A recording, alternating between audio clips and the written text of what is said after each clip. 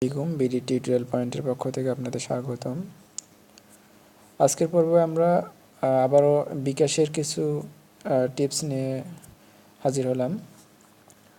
আজকের পর্বে আমরা দেখব যে বিকাশের অনেকে বিকাশ খোলার পর পিন নাম্বার চেঞ্জ করতে পারেন না। আসলে পিন নাম্বার কীভাবে চেঞ্জ করবেন, আজকের পর্বে আমরা দেখব যে বিকাশের পিন নাম্বার আমরা কীভাবে চেঞ্জ করতে পারি।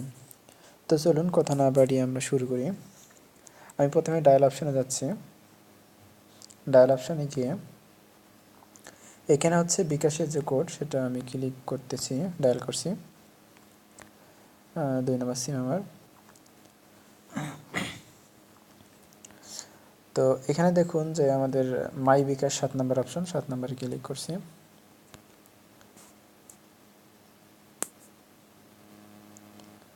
সাত নম্বরে ক্লিক করার পর এখানে দেখুন গত পর্বে আমরা রিকোয়েস্ট স্টেটমেন্টের বিষয়টা দেখিয়েছিলাম যে কিভাবে আমরা send money, cash in, cash out এইগুলোর হিস্ট্রিগুলো চেক করব আমরা। তো এখন দেখুন 3 নম্বর চেঞ্জ মোবাইল মেনু পিন। আপনারা যদি পিন নাম্বার চেঞ্জ করতে চান তাহলে 3 নাম্বার অপশানে চলে যাবেন। আমি 3 ক্লিক করলাম। তো এখানে চাচ্ছে যে ইন্টার ওল্ড পিন, আপনার আগের বর্তমান যে পিন নাম্বারটা সেটা আপনাকে দিতে হবে। তো আমি এখানে দিচ্ছি 888592। আমার এটা আগের পিন নাম্বার ছিল। আমি ক্লিক করতেছি। তো বর্তমানে একটা নতুন পিন নাম্বার দিতে বলতেছে, যে এখানে দেখুন যে ইন্টার এ 5 ডিজিট নিউ পিন নাম্বার। তো এইখানে আমি আমার বর্তমান পিন নাম্বার দিব। তো ধরুন যে 74792 আমি দিচ্ছি। তো এটা আমার আমি নিউ পিন নাম্বার যেটা দিলাম 74792, এইটা ক্লিক করলাম। এখানে আমি যে নিউ পিন নাম্বার দিলাম সেটা আবারও চাচ্ছে কনফার্ম করার জন্য। 74792 দিলাম, ওকে।